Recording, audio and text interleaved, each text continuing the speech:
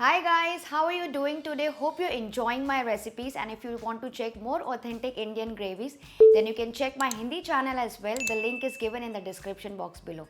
So today I'm gonna show you very simple and delicious aloo matar gravy, which is enjoyed by almost everyone, and I'll be using very basic flavors in it which suits our Indian palate, and you require just a few ingredients for this. So let's get started. To prepare this tasty gravy of aloo matar, first up in a pan or in a kadai, I am going to take 2 tablespoons of oil over medium high flame, and once that is heated, I am going to add 2 pinches or around 1/4 teaspoon of hing or asafoetida along with a teaspoon of cumin seeds. Once the cumin seeds crackle, we'll add in 2 big onions which are finely chopped. This will help in giving nice texture to the gravy, and the gravy will come out really grainy because of these finely chopped onions. We'll fry these onions for about 3 to 4 minutes or until they turn slightly translucent and soft. So keep tossing the onions until they turn slightly golden brown in color. And once they are half done, after 2 to 3 minutes, we'll add in 2 teaspoons of ginger garlic paste or crush to it, and again cook it along with the onions until the raw flavor of the ginger garlic and the onions goes away. So keep tossing it for a while. So it's been almost 5 to 6 minutes. You can see the color of the onions. It has turned into nice golden brown color. That's the color we are looking for. So at this stage, we'll lower the flame and we'll add in all the dry spices, so that all the dry spices leaves its color and flavor in the oil itself and becomes more flavorful. So in goes 1/4 teaspoon of turmeric powder, 1 teaspoon of Kashmiri red chili powder, 1 teaspoon of coriander powder, and then I'm adding just a small teaspoon of besan or gram flour. This is completely optional, or you can also add a teaspoon of whole wheat flour to it. This will help in giving nice balance to the gravy, and your gravy will become quite thick and it won't leave water from the sides. Mix all of these really well and let it cook for another 1 more minute. So now you can see the masalas and the besan is getting nicely cooked in the oil. So at this stage, we'll add in half a cup of water so that the masalas don't burn, and let the water come to a good boil. You can see all the masalas and the besan are nicely getting cooked and boiled in the water. At this stage, we'll add in some tomato puree. So in goes this tomato puree, for which I've simply churned 3 to 4 tomatoes in a mixie or a blender. If you want, you can also grate the tomatoes here, or if you want, you can also use some finely chopped tomatoes. But tomato puree really gives it a nice flavor and balance to the gravy. And now we'll cook the tomatoes for about 3 to 4 minutes or until its rawness goes away. We'll also add some salt so that tomatoes cook faster. So keep cooking the tomatoes for a while.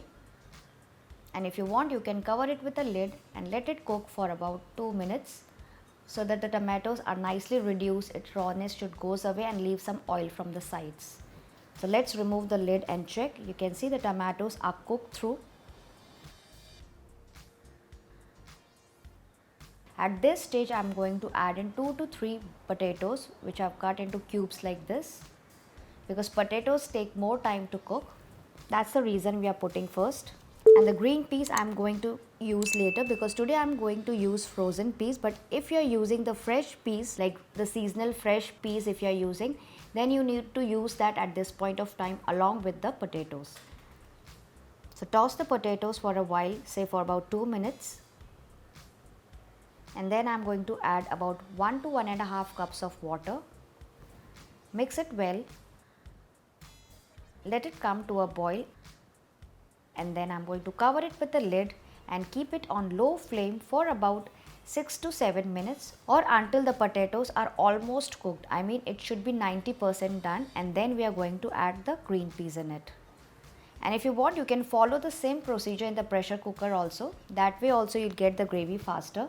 Like put everything in the cooker, the base, the potatoes, the green peas all together and give 2 whistles. That also works well.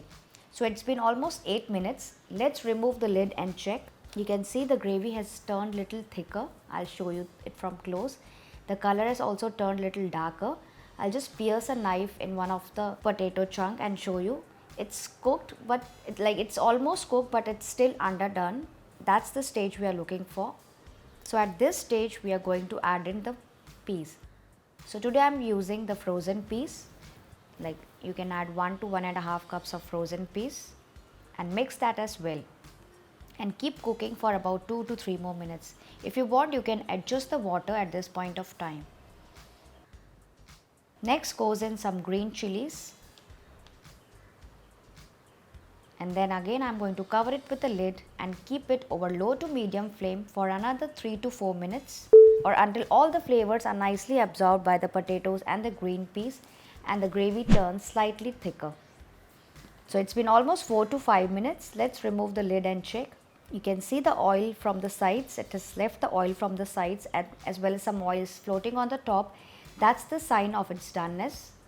The color of the gravy has also turned a little darker. All the aloo matar are fully cooked in this gravy. I'll show you the gravy. It's neither too thick nor too runny. Now we'll add in a teaspoon of kasuri methi. This is perfectly optional, but it enhances its flavor. Next goes in half a teaspoon of garam masala. Mix that as well and cook for 1 more minute. So this gravy is almost done. You can see this beautiful color of the gravy with thick consistency. And lastly goes in some fresh coriander and mix. Give a last few tosses and switch off the flame. So this perfectly homemade with very simple flavors, garma garam lazeez Matar paneer is ready. You can enjoy this hot with some jeera rice, puris or garam fulkas on the side.